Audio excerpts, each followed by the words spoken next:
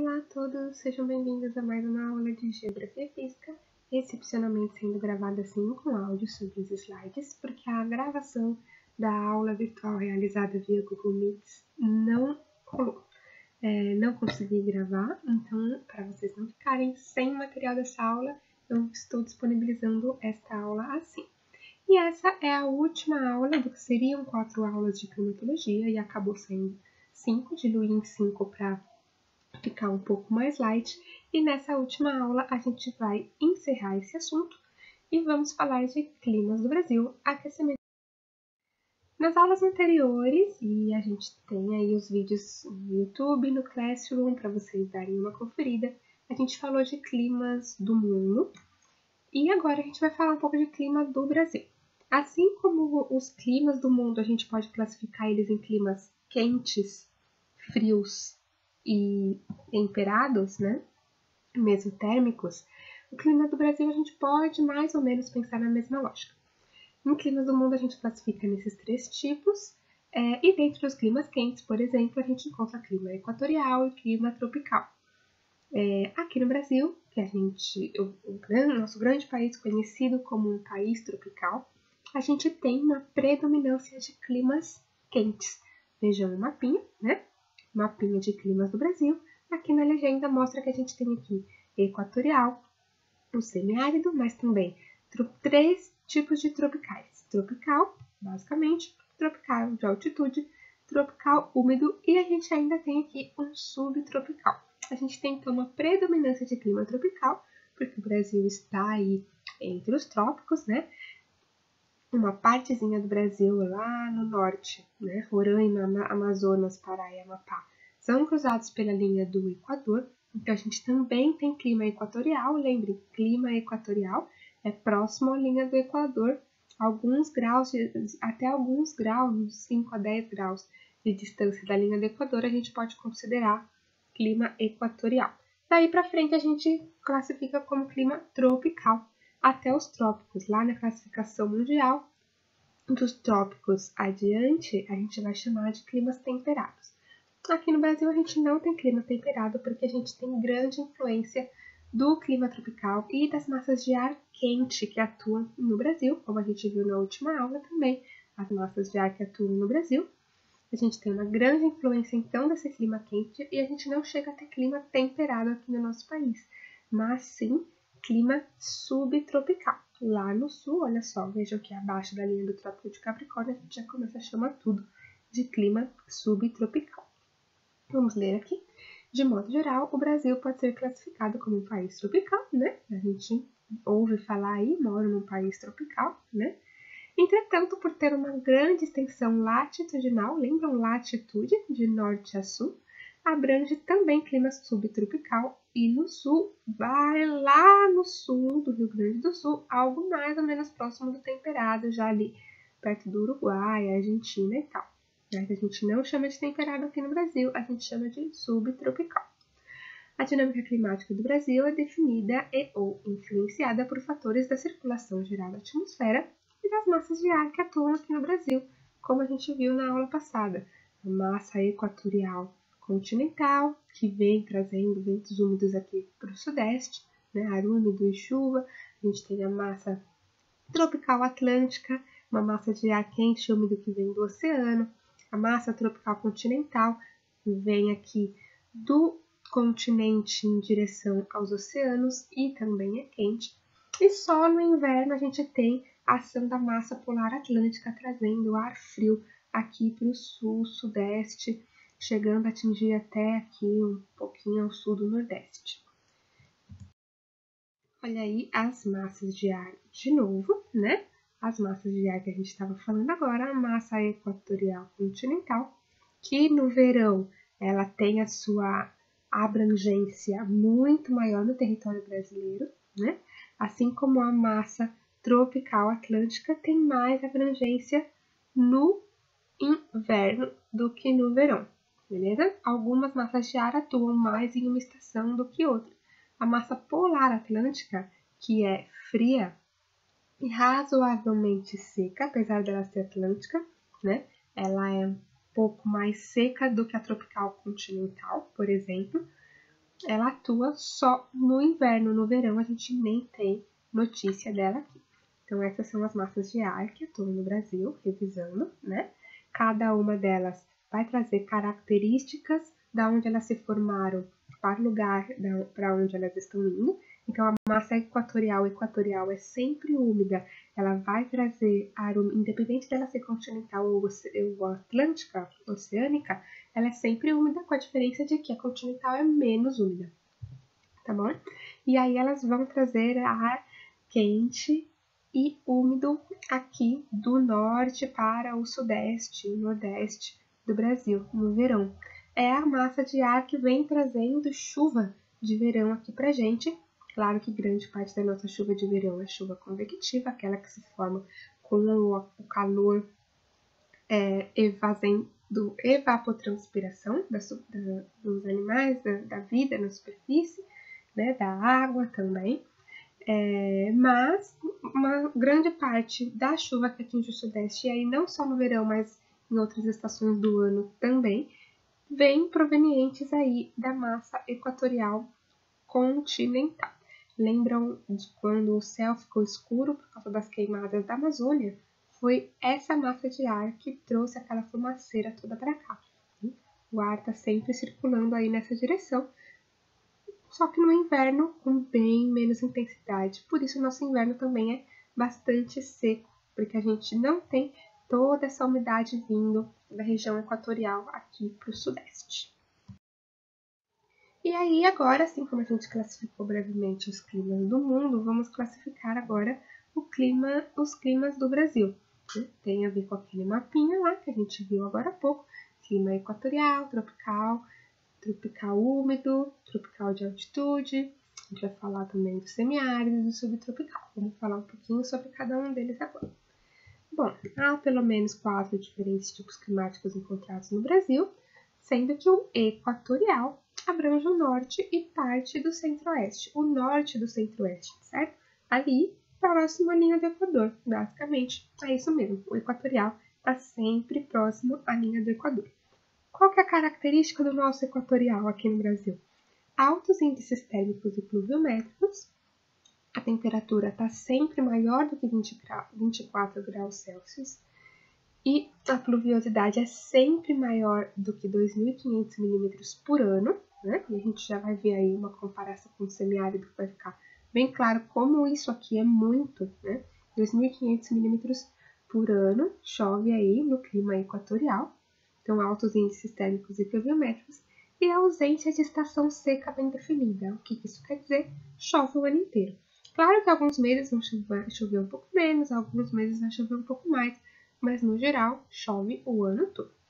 A dinâmica climática em parte da zona equatorial do Brasil está diretamente associada à zona de convergência intertropical, que é aquela área perto da linha do Equador onde os ventos alísios convergem.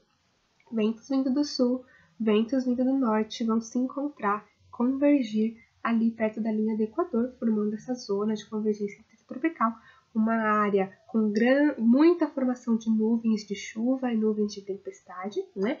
Uma área bem nebulosa ali perto da linha do Equador, é uma faixa aí, então de ar e de nuvens que vai se deslocar mais para norte ou mais para sul conforme a Terra gira em torno do Sol. Se é verão no hemisfério norte, ela vai se deslocar mais para norte. Se é verão no hemisfério sul, vai se deslocar mais para sul. Então, essa é a zona de convergência intertropical, influenciando aí bastante nas características do nosso clima equatorial aqui no Brasil. Clima tropical. O clima tropical vai abranger partes do nordeste, do sudeste e do centro-oeste. Ele só não vai abranger lá a região norte, perto do clima equatorial, e a região sul, que a gente viu que é subtropical. Ele se caracteriza pela alternância entre períodos secos e úmidos, né? Existe bastante chuva ao longo do ano, de forma geral, só que existe um período mais seco, né? Exemplo disso aqui, o inverno no estado de São Paulo, em algumas regiões do estado de São Paulo, o inverno é bem seco, chove muito pouco, né?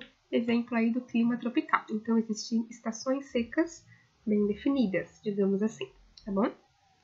E baixa amplitude térmica. O que é isso mesmo? A amplitude térmica é a diferença entre os dias de temperatura mais baixa e os dias de temperatura mais alta. Então, entre os dias mais frios e os dias mais quentes, a diferença de temperatura em graus é razoavelmente baixa. Então, baixa a amplitude térmica. O clima tropical brasileiro ele é controlado pela massa tropical atlântica, pela equatorial continental e pela equatorial atlântica, e no inverno a massa polar atlântica vai afetar o clima principalmente do sudeste. Então, a gente tem praticamente todas as massas de ar que atuam no Brasil influenciando aí o nosso clima tropical. Em algumas regiões, pode ter característica menos úmida que no geral, devido à continentalidade. Quanto mais para dentro do continente, um pouco menos úmido, né? Um pouco menos de umidade relativa no ar, porque está mais distante do ar que vem chegando do oceano. Né? E isso faz toda a diferença na sensação de clima, principalmente na sensação térmica. Em outras regiões, ele pode ser caracterizado como tropical úmido, conforme a influência das massas oceânicas. Lembram do mapinha? Uma faixa vermelha ali em toda a costa do Brasil, tropical úmido, porque tem muita influência das massas oceânicas, muita influência da umidade vindo do mar. Então, o ar é relativamente mais úmido, né? A umidade relativa do ar é mais alta. Então, a gente classifica ali aquela parte como tropical úmido. Quanto mais influência da umidade que vem do oceano, então mais úmido o ar, tropical úmido. E em áreas mais altas, aí principalmente no Planalto Atlântico do Sudeste, esse clima tropical vai se caracterizar como tropical de altitude. Em altitudes superiores a 800 metros. Para vocês terem uma ideia, aqui na cidade de São Paulo a gente está em torno de uns 700 metros, quase aí já um tropical de altitude. Vocês lembram que quanto mais alto, mais frio, então no tropical de altitude a gente vai encontrar climas mais amenos, né? O tropical por natureza é quente, mas em altitude é um pouco mais ameno, aqueles lugares mais friozinhos, né? Campos do Jordão, por exemplo, São Tomé das Letras, o pessoal vai para passar um friozinho, né? Montes Verdes, né? Alguma coisa assim, Minas, enfim. Todas essas cidades aí das serras de Minas, Serra da Mantiqueira, aqui na divisa do estado de São Paulo com Minas Gerais, mais altos, mais friozinhos. Lá, as temperaturas são relativamente mais baixas e a amplitude térmica relativamente maior. Então, existe uma diferença maior entre os dias mais quentes e os dias mais frios do que existe em outras áreas de clima tropical, principalmente do tropical úmido.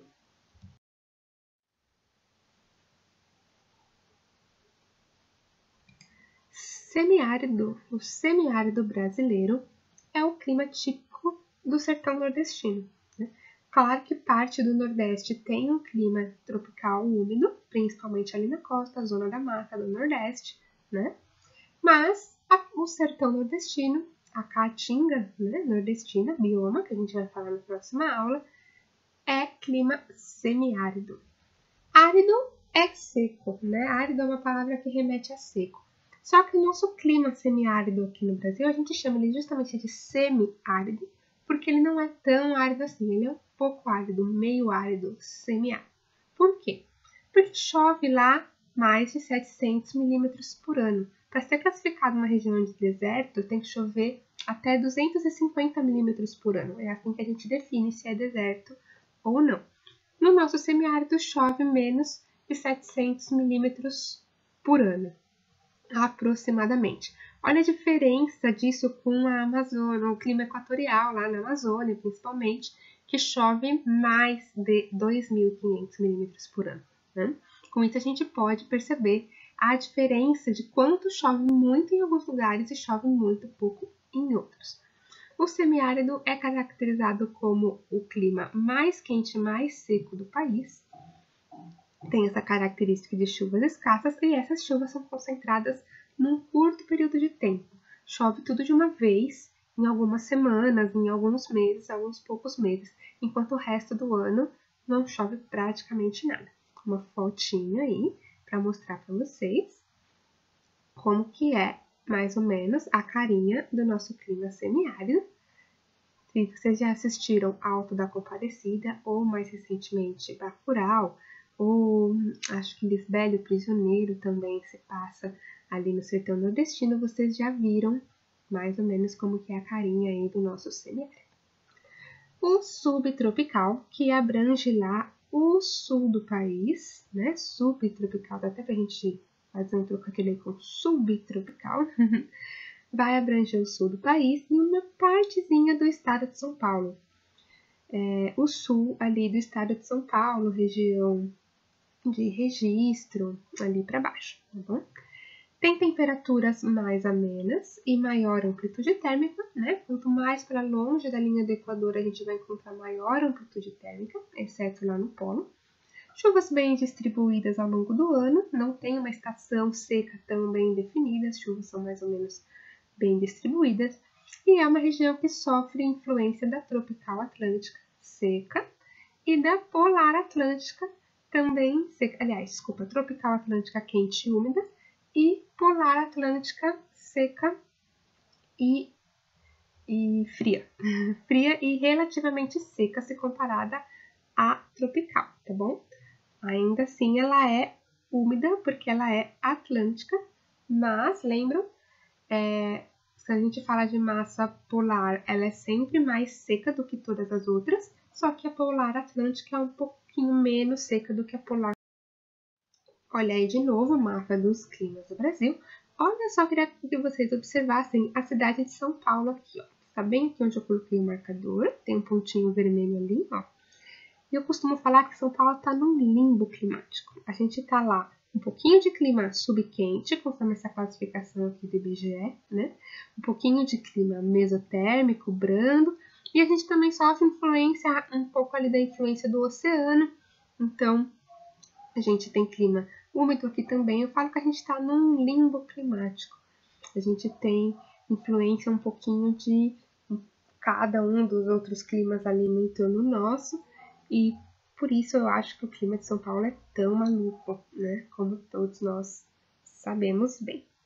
Então, esse mapinha aqui de baixo é um mapinha com as zonas climáticas mais bem definidas, mas como não é uma ciência exata, a gente não tem exatamente um limite onde começa uma zona climática e termina outra. A gente tem mais ou menos uma ideia de uma região onde a gente pode chamar de mais equatorial ou mais tropical, tá? E esse outro mapa aqui, bem mais cheio de cores, está mostrando justamente isso, com outras subclassificações, que vocês não precisam lembrar todas elas, mas é só para vocês saberem que não dá para simplesmente bater o martelo e dizer o clima de São Paulo é totalmente subtropical. Olha aí como o estado de São Paulo é invadido por vários outros climas. Tá? Dá para a gente dizer com segurança que na Amazônia é equatorial, sim. Dá para a gente dizer com segurança que no sertão nordestino a gente tem o semiárido, sim.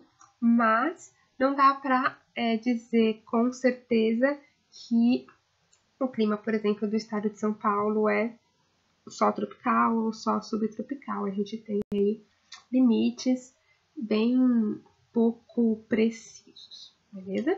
Espero que não tenha ficado muito confuso. Considerem esse mapa de climas zonais, né? Equatorial, tropical, tropical úmido, principalmente, e o subtropical, além do semiárido, claro.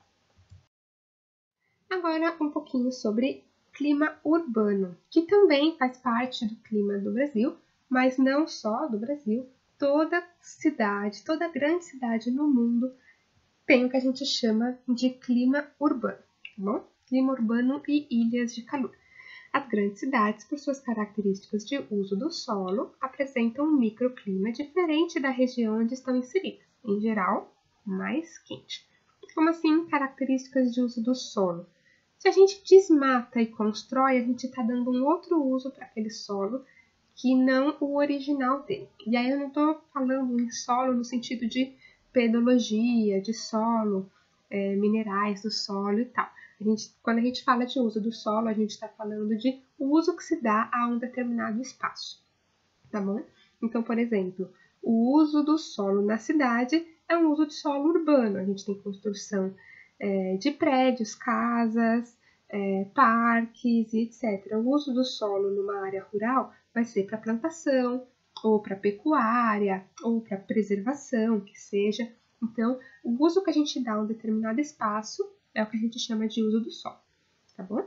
E na cidade a gente tem o uso do solo bem específico, com a retirada da vegetação e construção de prédios e de superfícies de concreto e tal.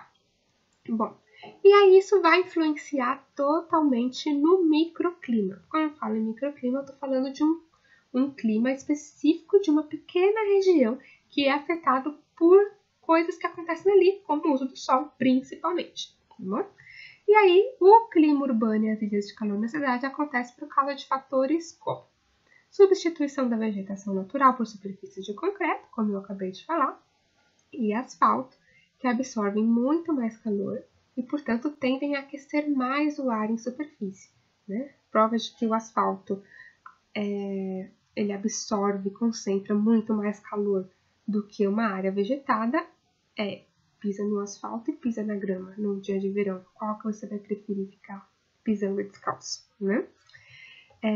Bom, presença massiva de outras superfícies que absorvem ou refletem o calor de forma mais intensa, como metais e vidros. Então, a gente tem carros, janelas de prédios, a gente tem pontes, a gente tem todo tipo de material aí na cidade que absorve muito mais calor também.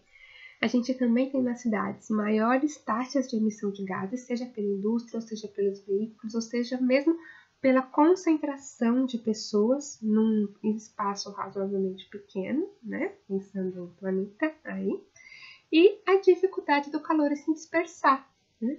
O calor fica concentrado ali, ele é absorvido com muito mais eficiência pelas superfícies, fica concentrado e tem uma dificuldade de se dispersar, fazendo com que o ar das cidades seja relativamente mais quente do que seria se não tivesse uma cidade ali, se fosse só uma floresta, por exemplo. Né? Outra forma da gente pensar como isso faz sentido é se a gente está em São Paulo e vai para alguma outra cidade próxima, mas que tem mais vegetação, como, sei lá, Mariporã, Rio Grande da Serra, Cotia, Itapecerica da Serra, tantas outras aí no nosso entorno que tem a vegetação mais preservada, né? A gente sente uma diferença. O ar é mais fresco fora da cidade de São Paulo, né? Se vocês já passaram por isso, vocês devem se lembrar mais ou menos dessa sensação.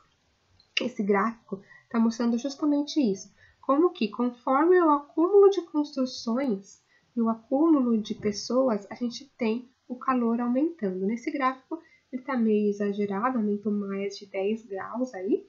Pode acontecer para algumas cidades, dependendo da localização delas, mas fica aí ele para demonstrar como é que nas cidades existe uma ilha de calor, né? Um pico aí, uma ilha despontando aí nos gráficos. Então, assim, formam-se nas cidades o que chamamos de ilhas de calor, né? Por causa dessa concentração de calor. As ilhas de calor se caracterizam pela elevação da temperatura em áreas mais densamente urbanizadas e, assim, são fenômenos essencialmente antrópicos. Antrópicos, lembram? Tudo que é produzido pela ação humana. Então, se não existisse seres humanos criando cidades, não existiria esse fenômeno de ilhas do calor. Síntese assim. Outro fator determinante para a ocorrência das ilhas de calor e do microclima urbano é a poluição do ar. Gases aí concentrados na nossa atmosfera que também retém calor ou impedem que o calor se disperse pela atmosfera. Então, isso também é um fator que vai influenciar totalmente no clima urbano. Duas imagens aqui para demonstrar. Essa daqui é uma imagem, se não me engano, em infravermelho, onde a gente consegue ver a diferença de temperatura das diferentes superfícies. Aqui uma rua de asfalto.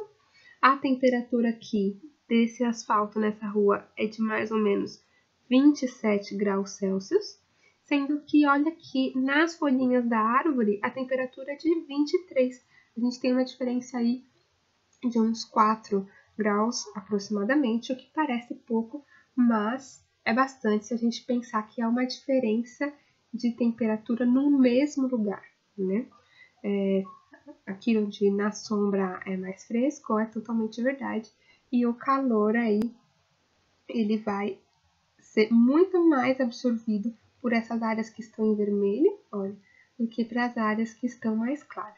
Então, se a gente tem uma floresta, a gente tem temperaturas mais baixas do que se a gente tem um lugar todo asfaltado, todo concretado.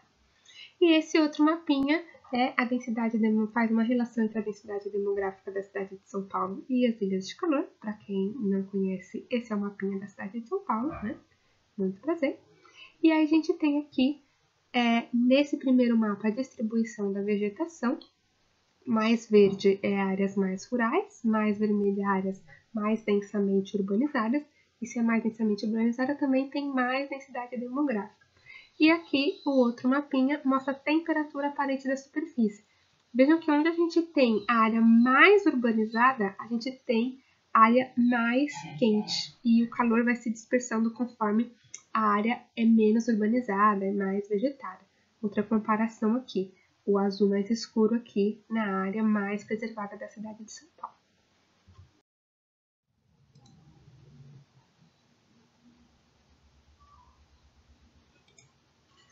E aí existem dois fenômenos diretamente relacionados ao clima urbano. O primeiro deles é a chuva ácida. Chuva ácida ocorre por causa dos gases poluentes que são lançados na atmosfera e vão reagir com a água da chuva e tornam-a prejudicialmente ácida. A gente já viu que a água da chuva é relativamente ácida, né? Tem pH mais para o ácido do que para o básico. E aí essa água em contato com os gases poluentes na atmosfera podem deixar a água ainda mais ácida a ponto de destruir vegetação ou de corroer com maior intensidade rochas e, por sua vez, estátuas feitas com essas rochas. Né? Os principais óxidos ácidos que vão produzir as chuvas ácidas são os óxidos de enxofre e de nitrogênio, e as chuvas ácidas podem destruir a vegetação, podem prejudicar os solos e contaminar os solos também, podem contaminar as águas subterrâneas lá dos aquíferos, quando essa água vai infiltrando, né? E nas águas superficiais, nos rios, nos lagos, nas represas, pode causar a morte de peixes e de outras formas de vida. Vejam aí uma florestinha totalmente destruída pela chuva ácida, só sobrou os troncos, as folhas foram tudo embora. E a foto de uma estátua com o rosto corroído pela chuva ácida. Um dia isso era uma estátua bem esculpida. E o segundo fenômeno deflagrado aí pelo clima urbano é a inversão térmica. A inversão térmica é o fenômeno responsável pela retenção de poluentes. Como que é normalmente, né? Normalmente a gente tem o calor do sol aquecendo a superfície, o ar quente gerado vai subindo, porque ar quente sobe e ar frio desce, certo? Só que no inverno, principalmente, a gente tem maior pressão atmosférica, uma camada de ar quente e embaixo ar frio, porque a gente está no inverno, o calor do sol não conseguiu aquecer suficientemente a superfície do solo para que o solo ali perto da superfície ficasse quente. Então a gente tem um acúmulo de ar frio, o ar frio mais denso fica ali embaixo, impedido de subir por essa camadinha de ar quente que esquentou só ali em cima. Ele fica ali preso junto com todos os poluentes que foram gerados ali naquele dia.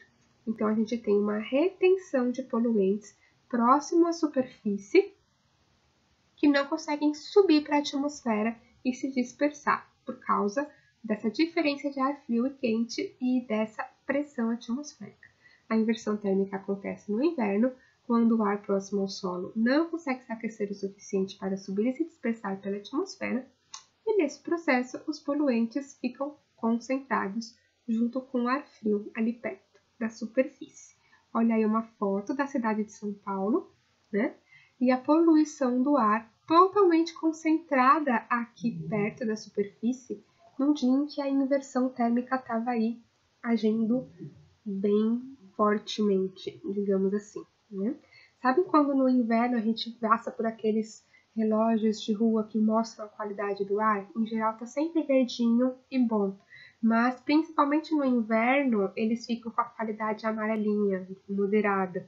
E a gente vê notícias na TV falando de aumento de doenças respiratórias por causa da qualidade do ar, a qualidade do ar está de moderada a ruim, ou então a gente tem pouca umidade do ar, o que também vai influenciar aí, né? A gente tem pouca umidade do ar porque a gente tem ar mais seco, né? E mais frio. Então a gente tem essa concentração de poluentes, principalmente no inverno. Por isso que aumenta tanto o número de doenças respiratórias no inverno. E por isso essa preocupação, né, dos especialistas agora com a chegada do inverno aqui no hemisfério sul e o ainda não controle do coronavírus, da Covid-19, né? Então, como a gente tem uma tendência a ter um aumento de problemas respiratórios nessa época, o Covid-19 não vai ajudar nem um pouco aí a resolver essa questão, né? Então, fica aí para vocês pensarem também sobre o assunto, porque geografia também influencia aí na dispersão da doença. Fazer o quê? E agora vamos falar de mudanças climáticas brevemente. Mas antes da gente falar especificamente de mudanças climáticas, vamos falar de 3 conceitos, que é variabilidade, anomalia e mudança. São 3 conceitos que ajudam a gente a entender quando que a gente pode dizer que uma mudança no clima é realmente uma mudança climática, ou se é só uma coisa que variou um pouquinho ali, ou se é uma coisa de diferente que aconteceu naquele ano. Variabilidade é a variação das condições climáticas em torno da média, né? Por exemplo, vamos lá por exemplo. Exemplo, em junho costuma chover 60 milímetros, é o que a gente sabe, é a média. Ao longo de 30 anos a gente observou que todo mês de junho chove mais ou menos 60 milímetros, beleza? Só que aí, em 2019, choveu 90 milímetros, choveu 30 milímetros a mais, 50% a mais. Só que nos outros anos, 2020, em 2018, foi dentro da média. Então foi só uma pequena variabilidade. Num ano mudou um pouco a mais, choveu 50% a mais, mudou um pouquinho, variou uma variabilidade. A anomalia é quando tem um grande desvio da média do que é considerado variabilidade. Então a variabilidade teve um desviozinho da média. Para a gente chamar de anomalia, tem que ter um grande desvio. Exemplo, em junho costuma chover 60 milímetros, mas em 2019 não choveu nada. Isso é anomalia, isso é fora do normal. Chover nada é totalmente fora do normal. Então, uma anomalia. Para ser mudança climática, a gente tem que observar uma tendência de alteração da média ao longo do tempo. E a gente observa, para a gente dizer que choveu 60 milímetros, chove normalmente 60 milímetros em junho, a gente tem que observar esse dado ao longo de muito tempo. Em clima, a gente observa as médias climáticas a cada 30 anos. A gente chama de normais. Então, a cada período de 30 anos, a gente observa as características climáticas ali, as médias no geral. Então, vamos lá. No nosso exemplo, em junho costuma chover 60 milímetros, só que em 2019 choveu só 50, uma pequena variabilidade, beleza? Em 2020, 35, tá, uma pequena variabilidade. Em 2021, 30. E lá em 2029, 10 anos depois, choveu apenas 10. E aqui eu tô falando de uma diferença de 10 anos, teria que ser até mais. Mas vocês percebem que ao longo de 10 anos foi se notando uma tendência disso mudar de uma vez por todas?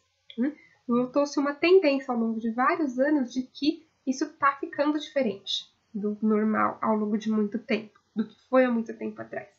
Então, a gente pode considerar aí uma mudança climática. É assim que a gente considera se o clima está mudando ou não, observando como era por um longo período de tempo, aí de 10, 20, 30 anos, e se isso está mudando aos poucos ou não. Aí sim a gente diz que é uma mudança climática. Bom, as mudanças climáticas elas podem acontecer de forma natural, como por exemplo a gente teve na história do planeta a Era do Gelo e outros períodos mais quentes. E eu já comentei com vocês, na nossa aula de Geologia Geral, da regressão e transgressão marinha, né? Em alguns períodos da nossa história da história do nosso planeta, a gente teve um nível do mar mais alto do que é hoje, ou mais baixo do que é hoje, né? Então, isso ocorreu por causa de mudanças climáticas naturais ao longo aí da história do nosso planeta. Inclusive, há quem defenda que o nosso planeta está com um clima em mudança, a gente está tendo um aquecimento, né, do nosso clima, está ficando cada dia mais quente, a gente está passando aí por uma etapa de aquecimento global, e há quem defenda que a gente, nos ciclos naturais do nosso planeta de mudanças climáticas, a gente está numa curva de aquecimento mesmo, então é normal. O problema é que as mudanças climáticas também podem ser impulsionadas pela atividade humana. E se não fosse, a gente não teria aí um novo período geológico chamado Antropoceno. Né? Para a gente ter um período geológico com um nome que diz que são ações humanas fazendo com que esse período seja diferente de todos os outros, é porque a gente tem atividades humanas influenciando aí na forma natural do nosso planeta, no clima do nosso planeta. E a gente tem atividade humana lançando muito mais gás na atmosfera, que vai reter muito mais calor, que vai gerar o tal do aquecimento global acelerado. A gente está acelerando o que seria uma mudança climática natural. Então, as mudanças climáticas podem ter efeitos em diferentes escalas espaciais, podem ser percebidas em nível local. O clima urbano é um micro exemplo de mudança climática. A gente mudou o clima daquele pequeno espaço no planeta, né, para um clima mais quente. Ou global, que são as mudanças climáticas que a gente discute aí na mídia, a gente ouve falar sempre e tal. As mudanças climáticas amplamente discutidas atualmente e que ganham destaque em discussões políticas e ambientais são essas mudanças climáticas globais. A gente tem aí, então, o clima mudando em grande escala e sendo percebido em diversos lugares do planeta. Como eu já disse para vocês, o nosso planeta é um sistema fechado. O que acontece num lugar pode influenciar o que acontece em outro. Tá? Isso é totalmente previsível e a gente tem o clima aquecendo, uma mudança climática em escala global, sendo percebida em diversos lugares do planeta. O principal aspecto das mudanças climáticas globais é o aquecimento global, que é um fenômeno deflagrado pela ação do efeito estufa. Lembram do efeito estufa? A nossa atmosfera retém o calor que vem do Sol, e ainda bem que ela faz isso, porque isso permite com que a vida aconteça aqui no nosso planeta, né? A nossa atmosfera retém um calorzinho a ponto de ficar agradável que a gente viva aqui, ao invés de todo o calor chegar e ir embora e o planeta ser uma bola de gelo, beleza? Então, o aquecimento também, infelizmente, vai ser deflagrado aí pelo efeito estufa, apesar do efeito estufa ser natural. Por quê? A gente está emitindo um monte de gases, né? Emissão massiva de gases, capazes de absorver a radiação infravermelha do Sol, e porque a gente tem uma atmosfera que vai reter o calor, ela não vai selecionar se ela vai reter calor bom ou calor ruim, ela vai reter tudo que é aquecimento. Então, ela vai reter o calor desses gases, né? Que estão também, por sua vez, retendo o calor e a radiação infravermelha do Sol, o que vai fazer com que a atmosfera como um todo sofra um ligeiro aquecimento. Com o aquecimento global, a tendência é que a temperatura média do planeta se eleve ao longo do tempo, ocasionando uma mudança climática, derretendo as geleiras lá, aumentando o nível do mar e dentre outras consequências. Considerando que a emissão de gases que ocasiona esse aquecimento não é natural, tal mudança climática acelerada por essas emissões vai ser considerada antropogênica. Então, são os seres humanos acelerando aí uma mudança climática a partir da emissão de gases que estão fazendo com que a nossa atmosfera se aqueça muito mais rapidamente do que o que ela se aqueceria normalmente sozinha se a gente não existisse. E aí, existe ainda muita gente que fala que aquecimento global não existe, que isso é uma balela. Será que é mesmo? Vou colocar o vídeo aqui para vocês. Espero que apareça aqui o link, senão eu vou colocar na descrição do vídeo aqui no YouTube, mas também aqui no Classroom, esse videozinho que é do meu querido Átila Yamarino. Vocês já devem ter ouvido falar dele, aqui agora na pandemia ele ficou bem famoso, né? Porque ele é um virologista, mas ele tem esse canal bem legal no YouTube, vocês já devem conhecer, o Nerdologia, e ele explica por que algumas pessoas não acreditam que o aquecimento global está realmente acontecendo, porque ainda há controvérsia sobre esse assunto, porque ainda a gente tem que ficar explicando por que está aquecendo sim e como e tal. E um outro videozinho que vai mostrar por quê, como que isso funciona, por que o planeta está aquecendo aí por causa do aquecimento global. Vamos marcar o videozinho aqui para vocês, espero que vocês assistam e que gostem. E é isso, essa foi a nossa aula de clima, espero que tenha sido bastante compreensível para vocês, mas se não, mandem suas dúvidas. Fica aqui algumas páginas, recomendação de páginas para vocês seguirem e bisbilhotarem, não só sigam, mas fuçem, dêem uma olhada lá no que vocês encontram de legal, garanto que não vão se arrepender. E é isso, até a próxima aula, beijos, beijos.